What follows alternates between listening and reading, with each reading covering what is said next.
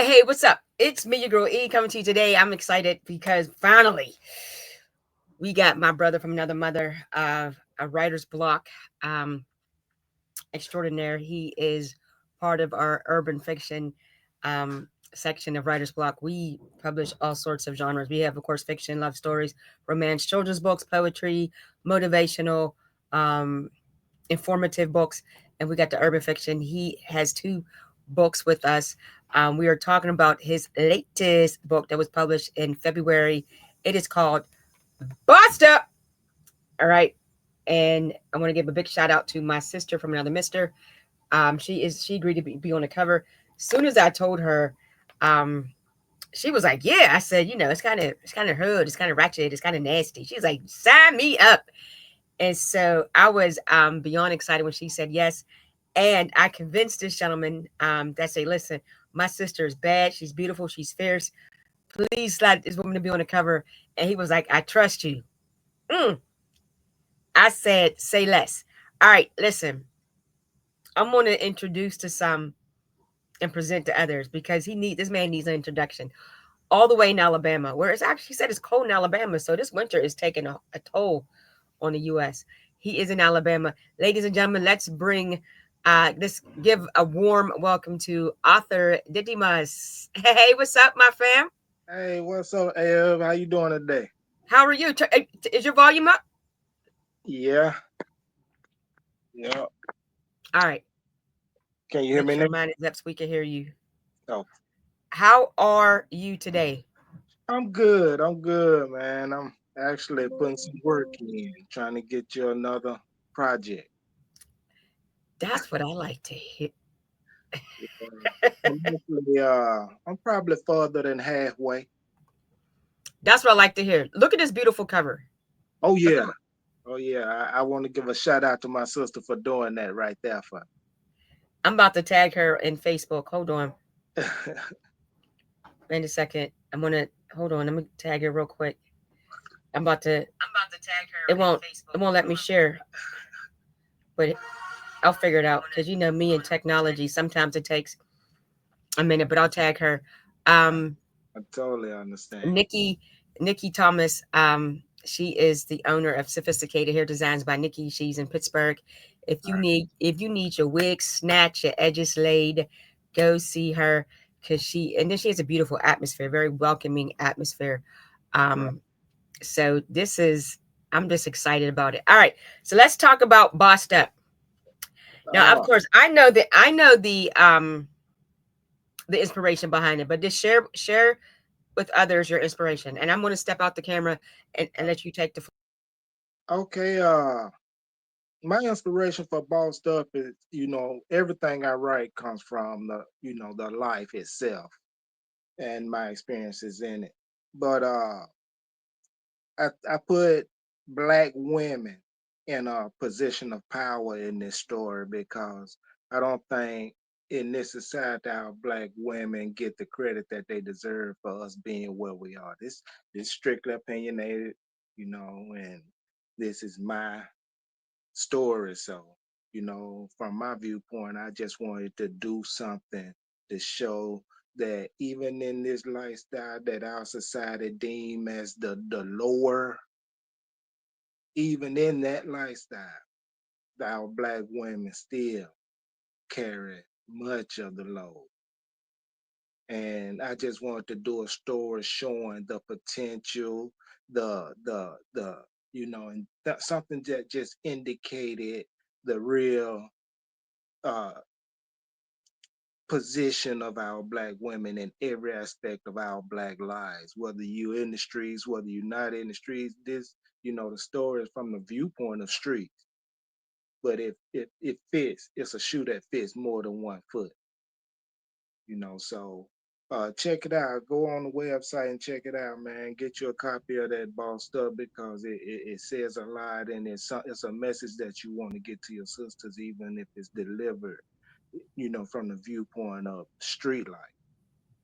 So by it being the word, I guess using I share it. I don't want to share it lightly because fiction is fiction. Writing is you're telling a story.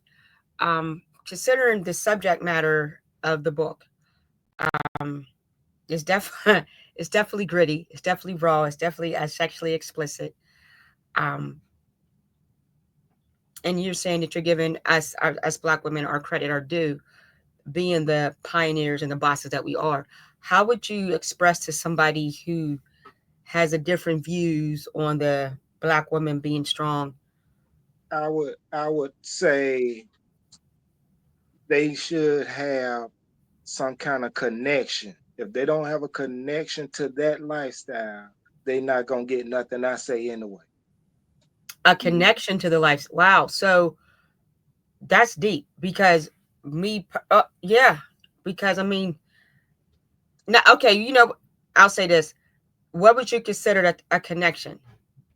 Did I know know, somebody to know somebody to know somebody? Like 6 degrees of separation? it could be that if it depends on what it is that you know and how serious it is and how serious you are about respecting it. Not it respecting it don't mean agreeing with it. Respecting it don't mean liking it. Just try to have something of an understanding to whatever it is, whatever this intel is you have. Imagine what if somebody does live like that? What if? If you're not even able to give it a what if, you ain't gonna get nothing. I say, if you could, if you can open yourself up to say, what if that is the case? You know, and anybody that can do that will find the blueprint in this, because if you got any person that's connected to this lifestyle. Now mind you, like the question, to answer your question, what would I consider a connection? What if let's see,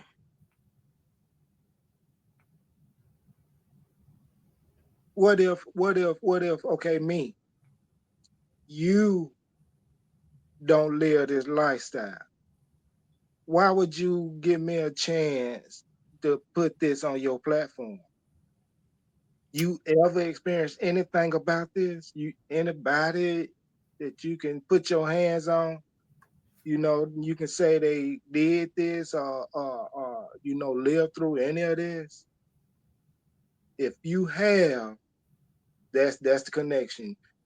You ain't never been in the atmosphere with me except for through these books. So why would you give me that platform?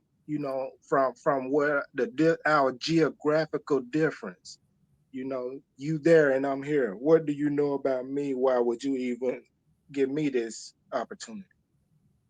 Well, the purpose of writer's block, um, it started out with just me. I'm the author, and a friend of mine, she lives in Baltimore. Her husband wrote a children's book, and it was more. Of course, he drew the illustrations. I didn't know the first thing about publishing or anything like that. Um, and I wanted to help them just get published. You know what I mean? Because he was an artist. He had pictures and paintings and things like that. And I did say years prior to even branding my name, before the E. Davis was even manifested, Mm-hmm. I just said maybe one day I'll run a publishing company, and I had the name. It was going to be Writers Block Publishing. But then getting out there when I started branding E. Davis, meeting people who wanted to get published, because I was published with an online company that went under.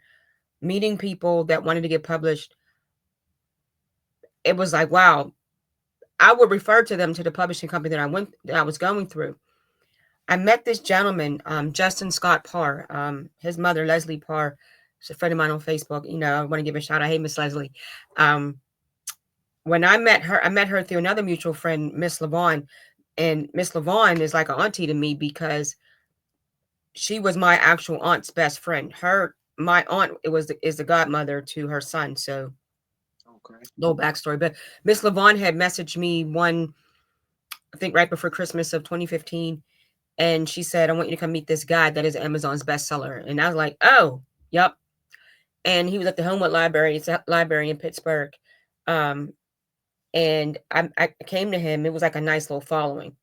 Wasn't of course overcrowded, but it was nice.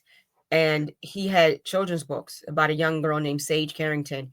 He was inspired by his goddaughters and nieces, and it was a little black girl that did math and science, and it started out with her, um, say in junior high, solving mysteries using her math and science skills. And you don't see enough of us doing that. He was inspired.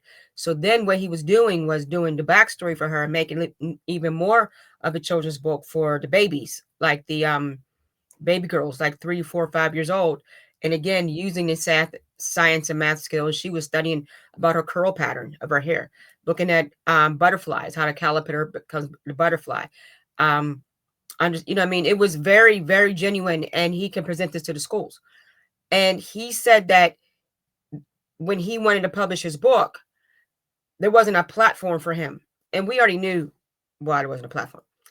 Um, and after his presentation and talking about his book and doing a reading, he and I introduced myself and I said, listen, um, I don't know if you're from Pittsburgh. This is I was um invited here by a family friend. I'm a student. Teach me what you did, because I know I'm an author. I know I'm a writer. I've been writing since I was 8 years old. Those follow me, they know my story. Um, I want to be a bestseller on Amazon. I want to write for a living. I want to. This is my passion. This is my call. And he said, "Who's your publisher?" And I told him, and he was like, "No, start your own publishing company." I said, "Don't need to be like on Oprah's level to do." He's like, "No, because you will go through. It's now KDP Publishing, but it was Create Space. It's you get your books at a wholesale price, and you, of course, you charge your retail. That's how you make your money, and it goes on Amazon, and the shipping, it takes like maybe 2 weeks shipping. I had to miss out on um events, opportunities to promote my book, to sell my book for like events and book signings, because the cost of print with this publishing company was expensive, and the shipping, it took like almost 3 weeks to a month. And of course, anybody that's in the business is an independent contractor, especially if you're doing any type of direct sale, you need to have inventory. So, but it was too expensive to even get the inventory. So, um, that night, it was December 26th of 2015, Writer's Block was conceived. I'll say that it was conceived. And I got the EIN number, and I went ahead and I sold the E. Davis books. I sold, purchased the LLC for Writer's Block. And I said, then I went to my friend in Baltimore. I said, I can publish your husband's books. Okay. So we worked on that. I studied that. Writer's Block is to give a platform for authors. Now, we do not publish everybody's work, especially if it's on a content that is not edifying, content that that's not empowering, content that is demonizing. We're not going to do that.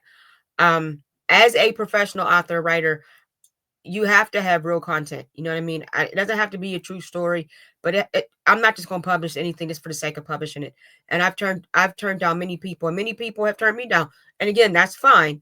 You know what I mean? But that's why Writer's Block. I remember you reached out to me on Facebook, and I said, let's talk. I don't judge the writer. I don't judge the lifestyle, but can you deliver a story? Because writing is a gift. Right? Writing is an art. um you got to paint, you got to tell the pictures with your words. It's five senses: taste, hear, sight, smell, and touch. You have to describe all that in your writing instead of painting it or drawing it, and Right. you was able to deliver that in your work. That's why we're like states away. We can communicate this way, and I'm honored that you chose Writer's Block, because you became the first sale outside of Pittsburgh, because that's where I'm located. So you made Writer's Block national. Okay. You get what I'm saying? So it Yeah. wasn't just, it wasn't just oh, okay, let's publish his stuff. No. And again, it's a great story. You know what I mean? And now the lifestyle, so to speak, growing up, um I was never part of the lifestyle. My parents definitely sheltered me. I knew people in the lifestyle. I knew people, not personally, but I knew of in the lifestyle. I've Excuse me. watched. Excuse me. Hey, Yeah, you have, do you know anybody who got pregnant young, 15, 16? Yeah, younger. You connected then. Yeah, younger. A friend of mine, she was 12, You first baby. imagine, can you imagine the same things that put her in that position, put a person in the position to sell drugs, that'll put a person in the position to get in a gang, everything, anything, whatever her story is, I don't know it or care to know it, but whatever made your friend get in the position to be having a child at that age will do the same, will affect the same way in any aspect of what I call street life.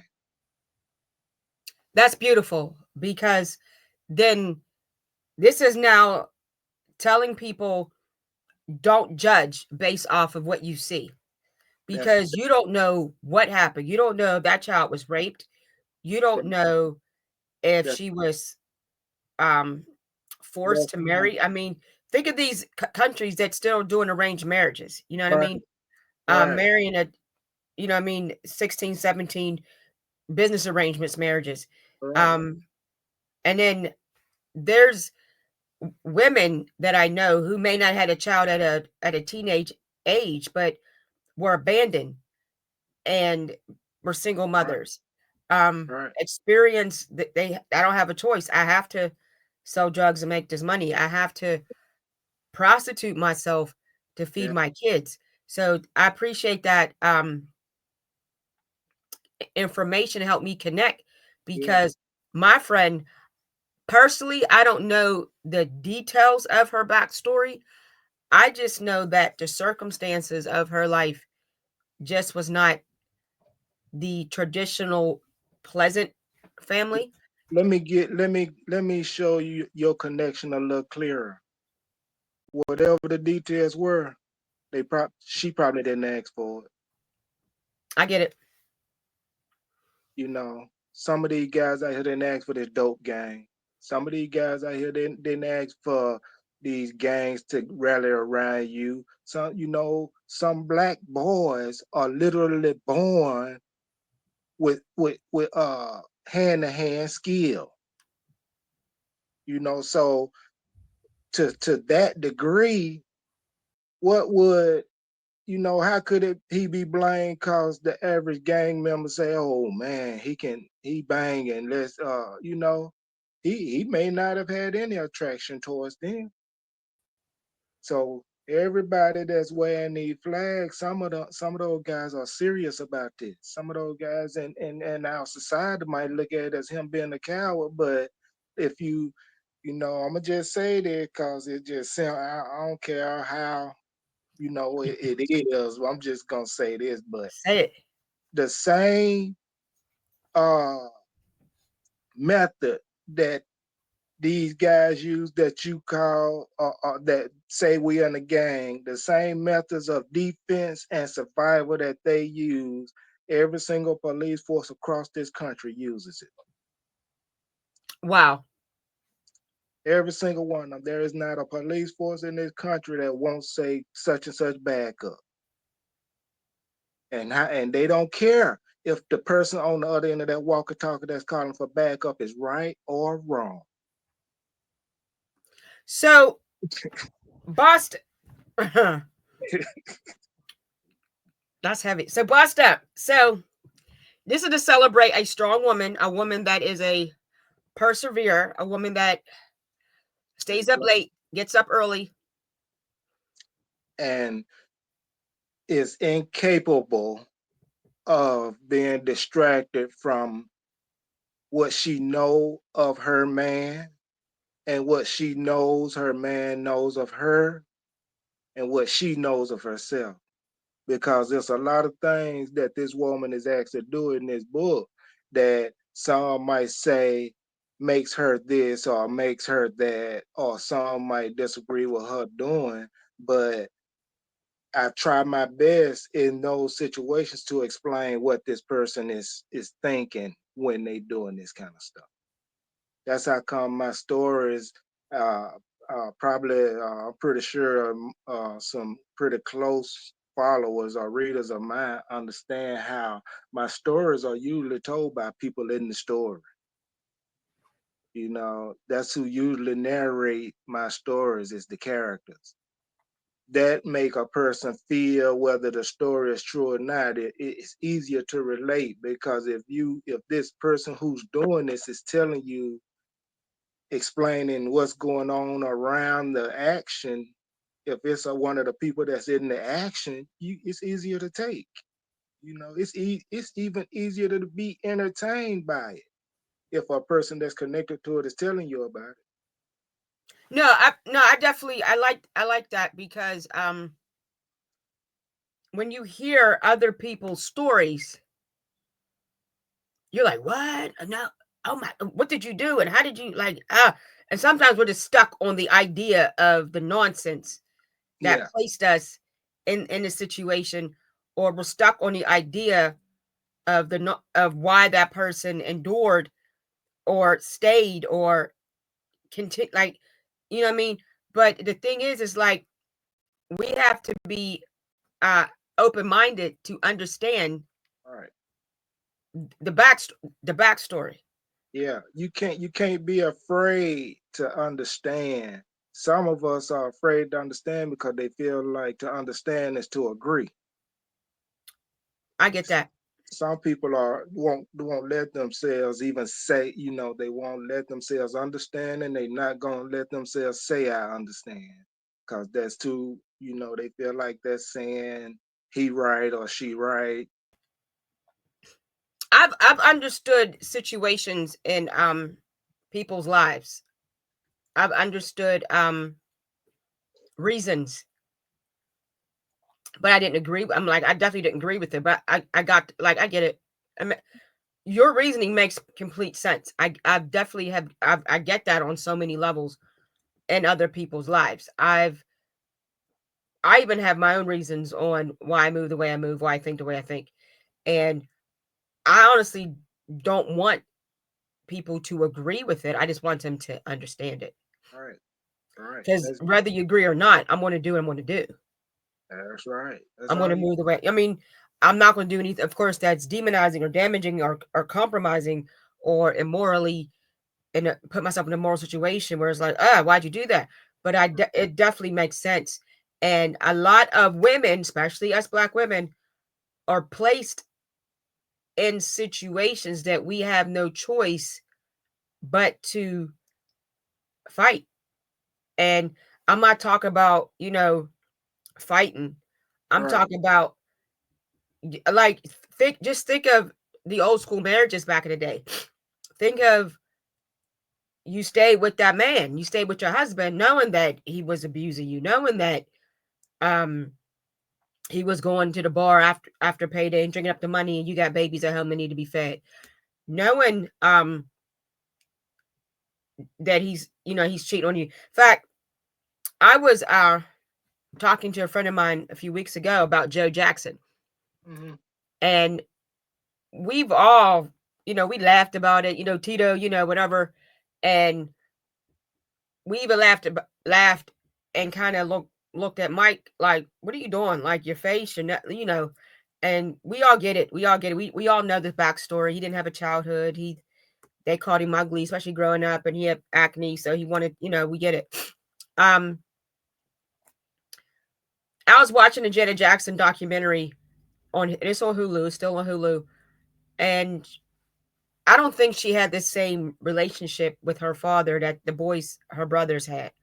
Because she's the youngest, so by the time she really got a grip on anything, they was famous. But she definitely understood that he sacrificed the father relationship of his children so they could be where they are. Because I don't want to use the word real parent, but it's a parent's job to take care of the child, teach the child to be independent. So by the time they're between the time of 18 and maybe 25, they have a sense of independence. They know how to look for a job. They know how to maybe get a house or an apartment. Some get married young, and go live off with their spouses and have children. And of course, the parents is there in the background to lend a helping hand. And I mean, and some parents kind of overdo it where the kid don't move out. I mean, we all have seen that. But Joe Jackson, I believe, initially separated himself because of the vision he had to get out of Gary, because he was stuck because Catherine got pregnant before marriage, whatever. That he wanted to get out. He'd been wanting to get out. He's like, okay, I mean, I love her, so I plan on marrying her. We put the cart before the horse, so it's gonna be all right. You know what I mean? And that's most relationships. Okay, and then one baby comes, the next baby comes, and he's somebody who doesn't believe in birth control, and we all laughed about that. Like, you ain't gonna just be laying them get me pregnant. Sometimes, if you even think about the nature of birth control, is to um mess up the natural flow of your system. Okay, and like I'm a pro life type person. I don't condemn anybody that's not. I just feel that I'm not going to take it. I'm not going to put anything in my body, have a surgically implanted to stop the natural course. I heard that. Okay, now that's another day, another conversation. And again, to each their own. Again, I get, like I said, we understand why you move the way you move. I just don't have to agree. Okay, Right, but he disconnected so he can shift. right. And it wasn't that he didn't love his children. He just couldn't be daddy, because if I'm daddy, then I might not want to get up and go to work. I may want to stay home with these babies. If I'm daddy, I won't provide the discipline that I need to do, because you got your puppy brown eyes looking at me knowing that you did something wrong and I can't discipline you. And the neighborhood was brewing with gangs and questionable characters, so he had to shield his children from that. And when the opportunity came to build a group, he saw his way out. So he's like, you have to be on point because we have to get out of here. Was that on Janet's documentary? That's what I got out of it. Oh, okay, because I haven't watched it. So I don't know if you have Tubi. I don't know if you do, it might still be on the Jackson American Dream that came out in the 90s. Um, it was a mini series that came out in the 90s. In fact, Terrence Howard played. He was extremely young. Oh, Um, but that's what I got out of it. But what I got out of Janet's was he could he couldn't be daddy. He had to be, I can see that in what I know about them. I can see that. because um of course when Michael Jackson died, Joseph was living. You're burying your son. I don't care what the relationship with a parent.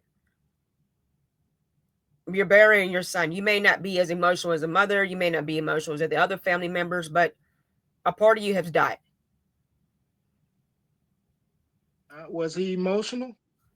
Well, he's not an emotional guy, so he doesn't show the emotion naturally. But you don't know if he cried at night. You don't know what the conversation was, Right. the conversation between him and God. But I know that despite our views on him, despite what the media has uh, portrayed him to be, he lost a child. He lost a son. Michael, yeah, he's 50 years old. That's still my baby. That's still my son. And Right. even though I could not be daddy, you know what I mean? I chose not to, because I I'm not staying here. And if it means you not calling me daddy and calling me Joseph, so we can figure out, me Yeah. and my wife can figure out how to get out of this city. Yeah, Now, I can totally respect that and understand that. I so can. do we agree with it? Maybe not, but do we understand it? Yeah, yeah, we totally understand that. You know, you have to sometimes you have to transport to a different level of life, and a good a good vehicle in transportation is what you're referring to, what you being called. You know, I mean, you could. you could be of age and be called a boy so long you have a tendency to do immature stuff. Baby boy. Yeah, yeah, yeah, yeah, exactly. So it can also work the other way. You could have been a boy when your parents was referring to you, in a way, treating you in a way that a man should only be treated, and you took on that role sooner. You Yeah. know, so it just that's just what hear you saying about him. He had to be this title or that title, and he gonna respond to them in one of those ways. So he made sure he was at this title over here because it took this to get this over here to be successful.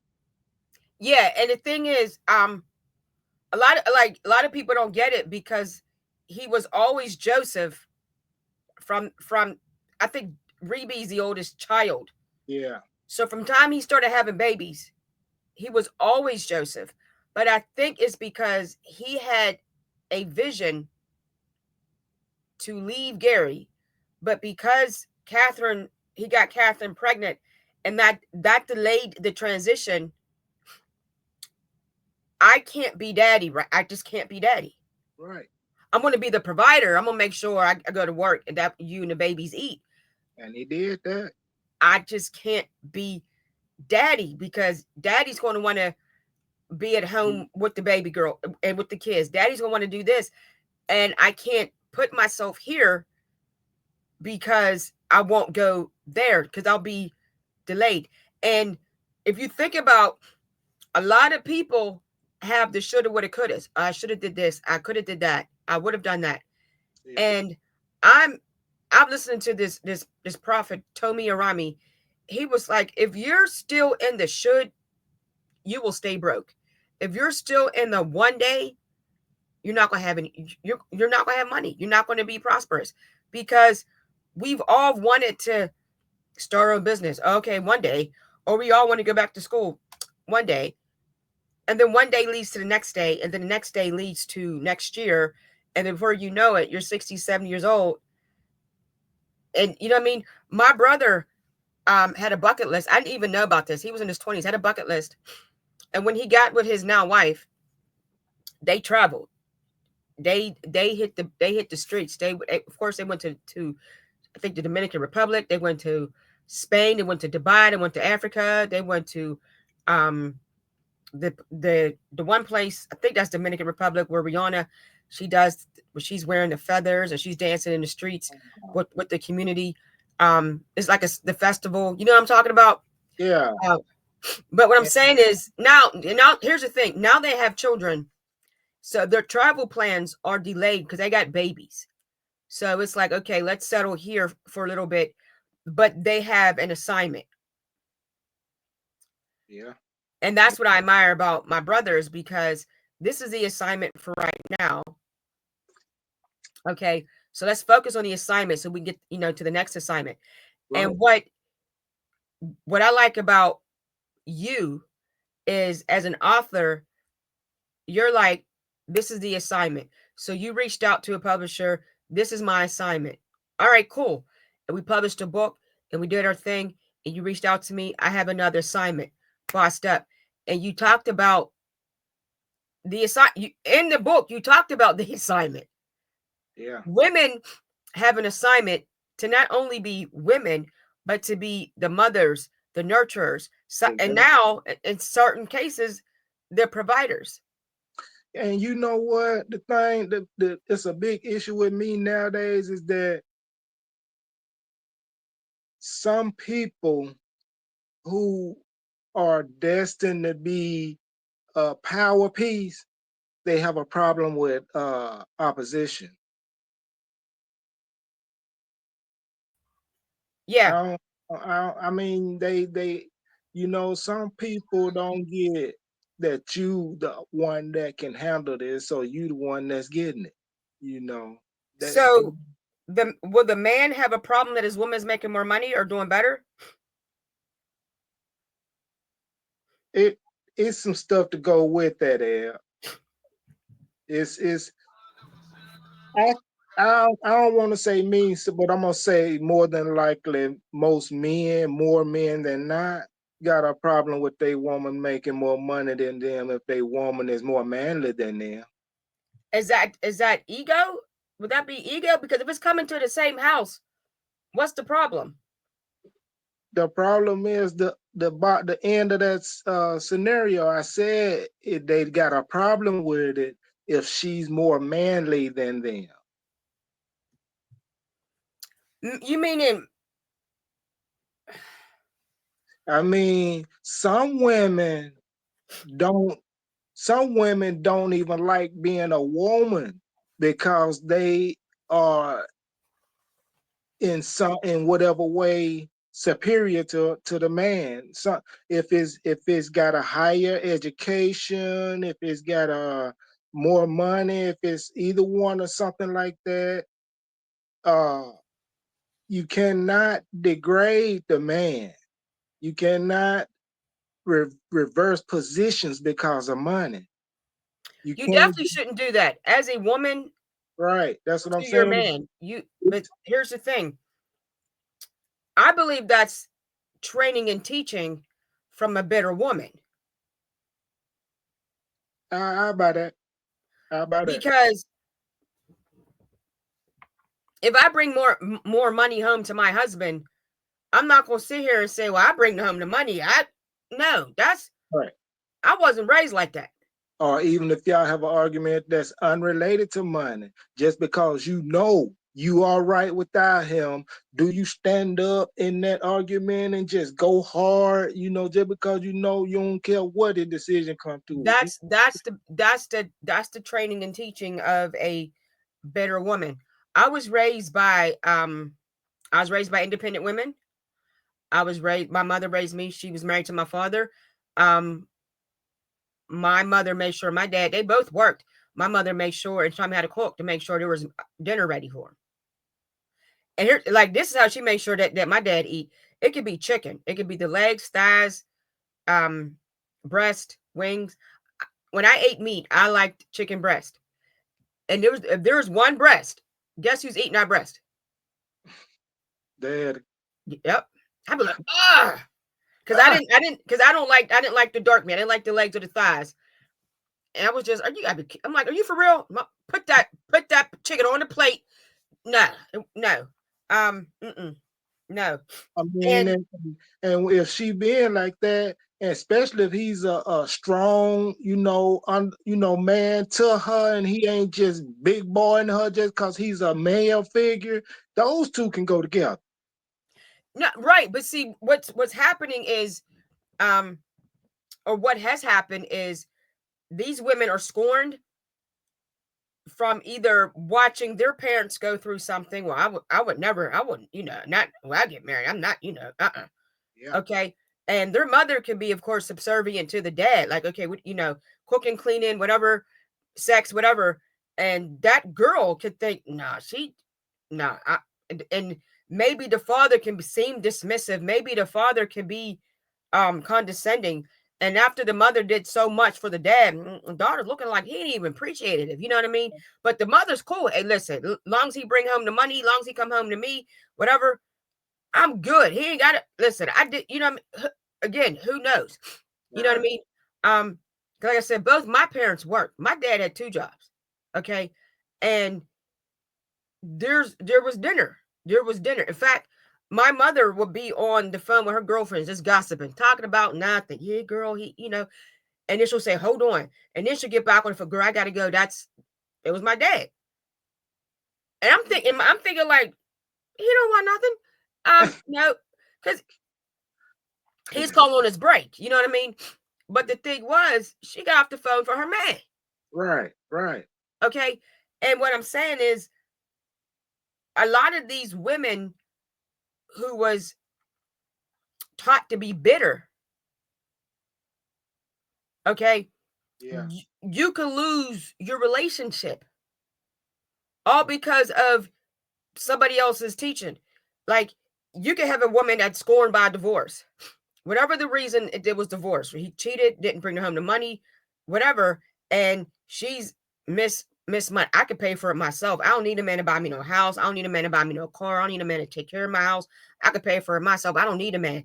And she keep talking this talk and having a little nasty attitude and whatever. She go wake up being by herself, and then she's teaching her granddaughter, her niece, her daughter to be bitter. So then when the daughter gets of age and starts dating or whatever and meets a guy, and the guy say he's not the blue collar type of dude, you know what I mean?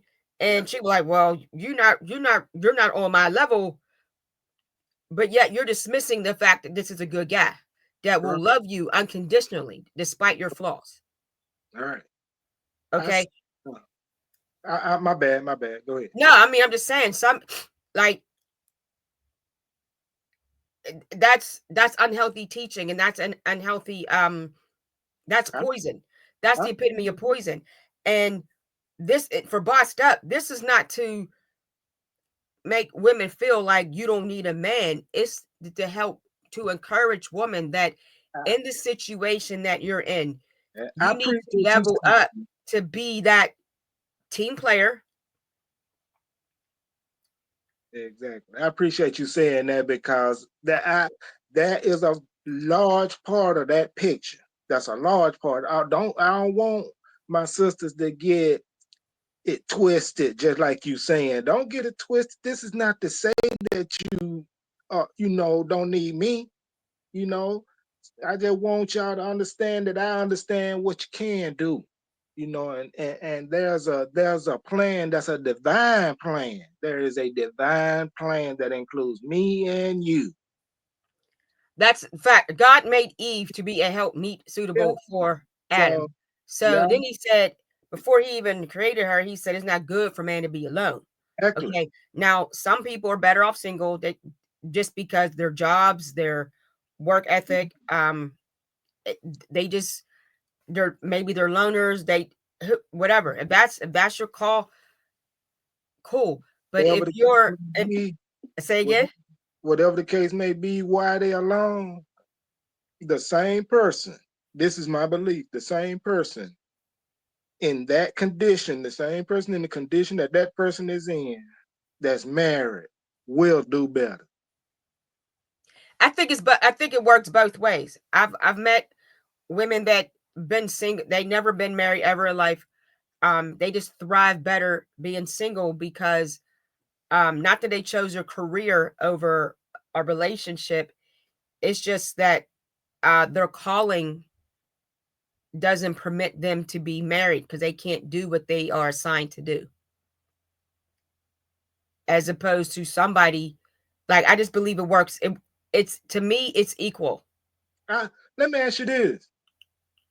Whatever is the reason for the person to not be able to be in a relationship, uh, could that lifestyle be lived by somebody that is in a relationship?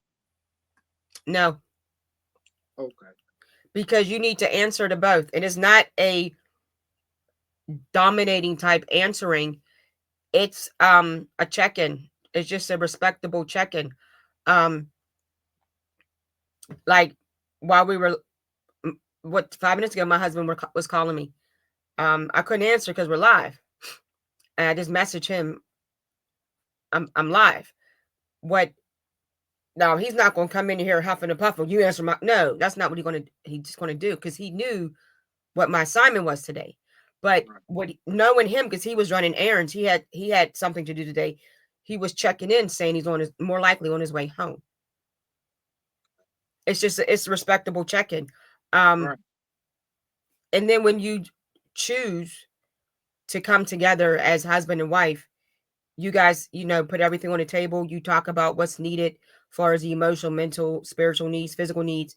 You guys both have to come to an agreement. Okay. And if you guys can't come to an agreement, don't walk into the marriage thinking that, oh, well, she's going to change or he's going to change, because you can get your feelings hurt. Because then I already told you what it is, or this is what we already discussed, and now you're unhappy for the next 10, 15 years because that person just won't get it when it was already addressed upon entering the relationship. Right. Now, Right. there's times in marriages where, say, there's a new assignment given, and you guys speak it up with your significant other, like, I just believe that this is what I'm called to do. That spouse should respectfully hear out the assignment and put a plan together. Yeah. Like my husband knew when we started, before we became an official boyfriend and girlfriend, that I'm an author. I'm wanting to build my brand. He knew that, and I knew that him being in construction, it's going to be long days. Now I didn't do that, and you're right. It's mandatory. It's mandatory. I would never.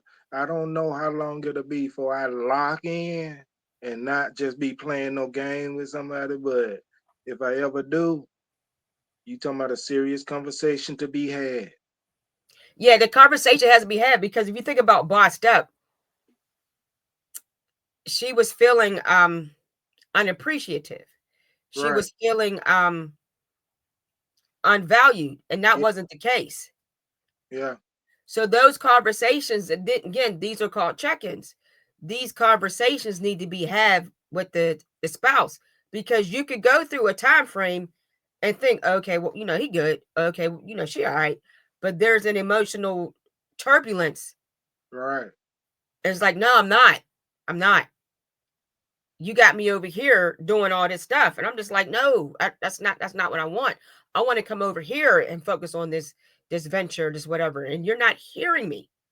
And I think, well, I know another benefit of coming from the lifestyle that I come from Hmm. is I feel like I'm showing society that even in what society probably deems as the least worthy lifestyle, I'm showing them even in other lifestyles, the message can be received that respect each other.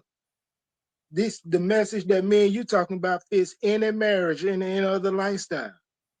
It ain't it's I can say it from this standpoint because this the one that I live through.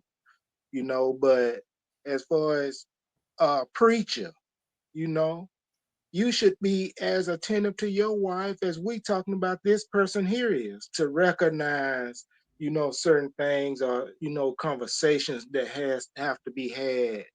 You know, I think that the same thing fits any lifestyle. It does. It fits every, especially in marriage. So if you're married and you guys is going about your day, he has a 9 to 5, she has a 9 to 5. You come home, cook dinner, spend time together, quality time, whatever. And then maybe 6 years into the marriage, so you got used to each other, you know each other's habits, patterns, whatever. 6 years into the marriage, he's called to be a pastor. There's a divine call, and she's like, "Oh, okay." There's definitely gonna be some turbulence, because she's gonna be like, "I'm not. No, I don't. Well, I Right. don't." And he's like, "I want to start hosting meetings at the house, and I want to." And she may go along with it. Okay, cool, whatever. This is what you're doing, whatever.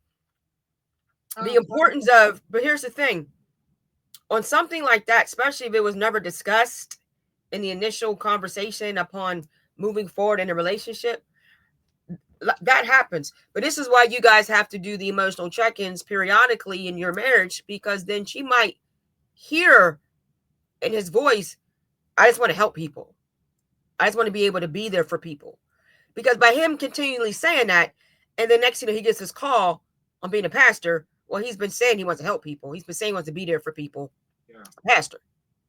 yeah, Okay. And if she didn't hear that, either she wasn't listening or paying attention, or they could be married for 6 years, whatever, and now she has this desire to go back to school to finish her. Say she's, say, 2 years shy of finishing her master's, and she just, whatever. First of all, again, that's conversation that's held upon introduction. Yeah, I was in school. I went so far, I only get my bachelor's. I definitely thought about getting my master's, but the shoulda, woulda, coulda, as life happens, whatever. And then 6 years into the actual marriage, say a job opportunity came up, or uh, there's there's been because we're going to shift through seasons of our life. There're going to be stages in your life, rather from 40 to 50 or 40 to 45, whatever. where there's like a new quest, a new desire. Again, those check-ins is going to be like, I'm thinking about getting my master's degree. Okay, where all this come from? Now, I think there's also a heavy responsibility on the listener as well in those situations. There has Uh, to be, because when you're doing an emotional check-in, that person is pouring themselves out. Whether it could be something as water, and that's a physical need. But if they're saying I need water, there's a need, right? And if my spouse isn't listening to me, I need water, I need water, and you're saying, um, and again, I can just easily go get me a bottle. I have a bottle of water in my kitchen. I can easily go just get a bottle of water. But if I'm saying I need water, and you're either talking to me where I can't leave the conversation to go get some water, and it's something that simple, and I can easily say, "Hold on, let me go get some water." I mean, I mean that's. But if I'm saying I need water, go get me. I'm going to get some water. Now, I also, because that's a problem with a lot of the guys that come from the street life. A lot of the times, we not accustomed to being attentive. We're not accustomed to that. You're Listening to attentive to the what you want to be attentive to, because you're okay, attentive to the street life. You're attentive to right, the money, and you're attentive to the business assignment. But when it right, comes down to your woman, right. You're if you right. think of if you think of if you read the book of Esther, okay, this in the Bible, there was a plot against the Jews. She was Jewish, but she didn't tell her husband, it was a king, that she's a Jew. So she was passing. Okay. And there's now a plot to kill the Jews. And she had to go to her husband, like, we you know what I mean? But she told her cousin, I just can't go to the throne unless I'm called, or else that's my head. Her cousin said, figure it out, because you're passing, and trust me, somebody know that you're Jewish and not saying nothing. Okay. So what she did was she spoke to his love language. Okay. He was a king, he liked opulence. So she got dressed up. She put the crown on, the clothes on, everything. And she was already naturally pretty. So she just didn't go to the throne any kind of way. She put on her apparel. And upon her training before marrying the king, when the eunuch asked her, what do you want to put on? She said, what do he like? Okay. Esther was raised by her uncle, her cousin, whatever. So she was raised by a man. So she was raised on how to please a man. Listen to your man. Okay. So when it came down to getting the apparel for her first night with the king, the eunuch said, well, what do you want to wear? She says, what does he like? So they said, well, he likes the, I want to give me that. Okay. So when she had to go, now she's the queen, she had to go with this now serious urgency. What did she put on? The clothes that he liked. Her crown, her beads, her shirt, her dress, whatever. And when he knew that she knew better, so he held out the scepter. But because she appeared to him physically pleasing, he like, what you need, baby? I'll give you half my kingdom. Because something's bothering you, because you about to risk your life. So something's okay. She just said, I just want to spend time with you. I want you to come over. I got a nice little feast, a festival, whatever. I just want to spend some time with you. So she in other words, she let him know, I'm missing my man. Okay. So then after that, they sitting around eating, talking, fellowship, booed up, whatever. He said it again.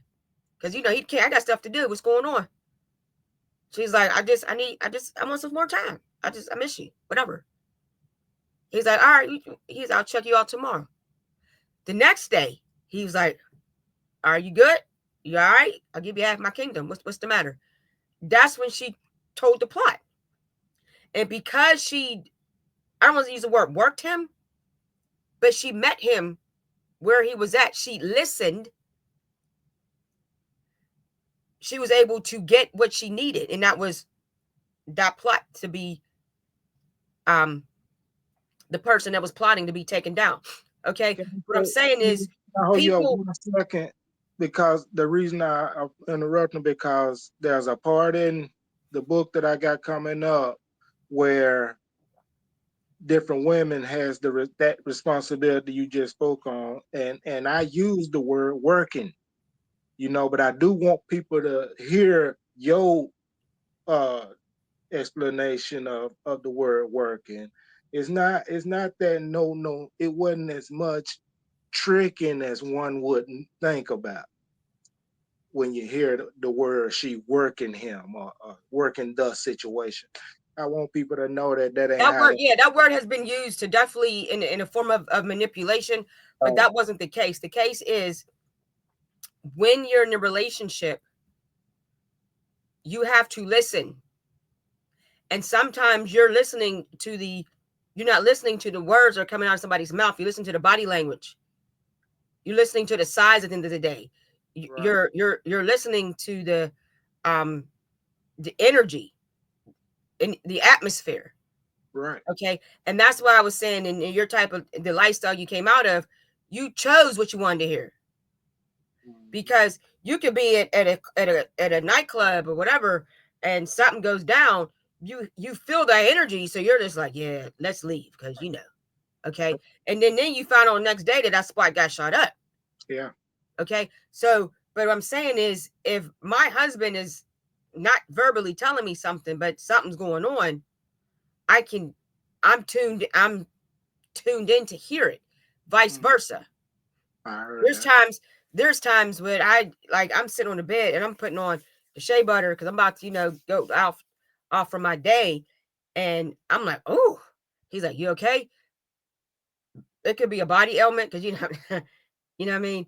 It could be I'm just exhausted. Yeah. Okay. That's paying attention. Right. Right. Okay. And that's the thing. And bossed up, that's basically she was saying, you're not paying attention to me. I need you to pay attention. He's like, all right. And bad, I don't want to give away spoilers, but we we see that she's the boss because it's been said that the man is the head, but the woman's the neck. And again, it's not to control the man because it's not a controlling relationship. It's Right. about it's about moving together and in sync. And see, that's what I'm not sure. I know that's my intent, but I'm wondering how am I, getting towards that. I don't want I say certain things or I might illustrate certain things in the story, but I want people to have the equalness of it. You know. We get it because it's more than just the man and his wife. It's the partners. So I try my best to illustrate in the story that okay, it's he's saying this or he's doing this, and it's totally seemed like his enjoyment, but her enjoyment is to be here with and for him. It's not to say that this is the all she's capable of. It's not to say that she's restricted from anything but this. Well, No. that's natural for some women to feel unappreciative, or man to feel that's natural. That's natural because if I'm doing all this and you're not even saying thank you, if I'm this and that, and what I mean, I don't even get a birthday gift. It's just my birth. What I mean, um, like I was binge watching the TV series Rock, right? And the first episode was Eleanor's birthday, and Rock got her. Rock he was a garbage man, so he would get all these stuff, thrown away items. He got her a used VCR that his friend was going to fix for her birthday, and his father he was a big so like Yeah. I'm gonna call him a black supremacist, but he was all about the black people, the power. And he got another picture of Malcolm X for her. And there was already like three pictures hanging up in the living room. And then Joey, Rock's brother, who's notorious gambler and really didn't have money, just he he he came in the house, she fed him, she allowed him to stay in the house. And after they had a big argument because Joey actually got a better VCR. So he dismissed Rock's gift. And he came in, what he did was Rock gave him $20 to go get her a gift, but he took that 20 and flipped it on a horse. He gambled it. So he came in a grandstanding, just not in the to not to upset his brother, but it was offensive. So you're coming in my house offending my husband. So what she said was, I would like, she's like, yeah, I'm definitely practical. Okay. But I would definitely want a gift that is not used or thrown away.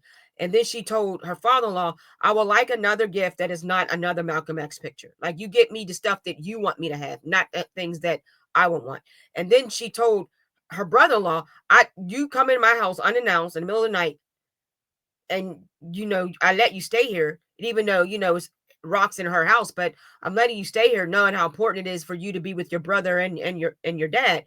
But you totally dismissed the whole purpose of my birthday, to celebrate me. You made it about you. And the thing is, they didn't appreciate who she was, because if you appreciated who she was, then Rock would not continuously get her another throw. It was in the trash, basically, another thrown away gift. The father-in-law would not get another Malcolm X picture. That's something he'd keep in his room, not all through the house. Okay. Right. And Joey would have said, listen, I got a couple dollars. What do you want to do? It's your birthday. You get what I'm saying? So, Mm, I totally agree. a lot of people in relationships, and it's easy. It's really easy to feel like that. You know what I mean? It's real easy to feel dismissed, unvalued. It's really easy. That's why I call it the emotional check-ins. How are you? How are you today? How was your day? What are you thinking? What do you need? Because sometimes you just need just to go to bed. Sometimes you just need a good night's rest. And sometimes you need a good cuddle. Sometimes you need a good hug.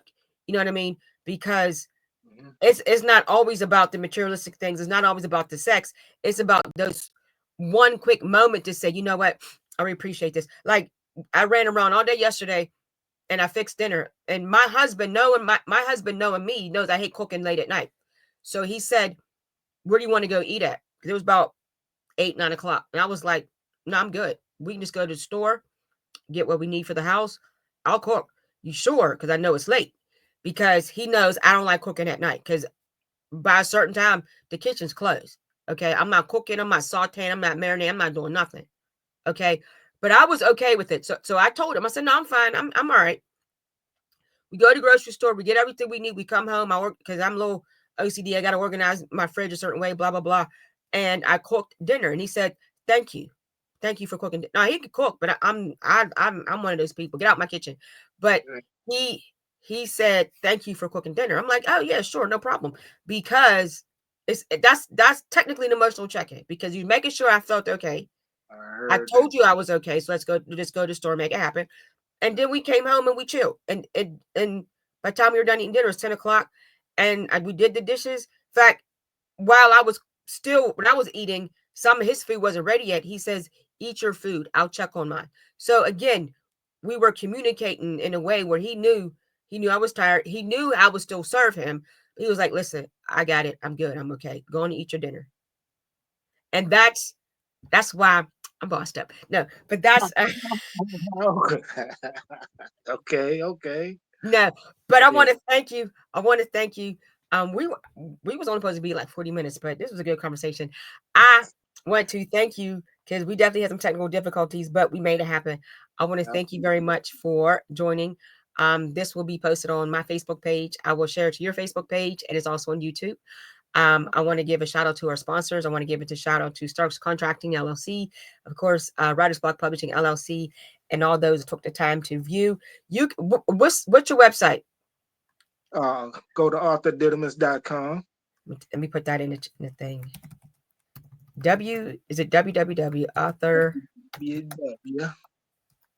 did a I spelled Authordidymus.com. Didymus. I can't even spell it. Didymus. Didymus. I got it. I was being a little goofy at I that messed it up. I messed it up in the website. point. I I put got you. it Author authordidymus.com. He has two books, The Street Conglomerate, which is an excellent book. That was his debut novel.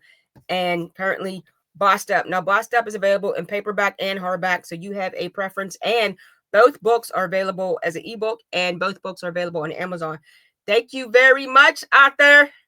and I'm thinking about doing a series to Street Conglomerate. I don't think we can handle that. All right. All right. All right. Have a good one. I'm going to pull Yeah. you out.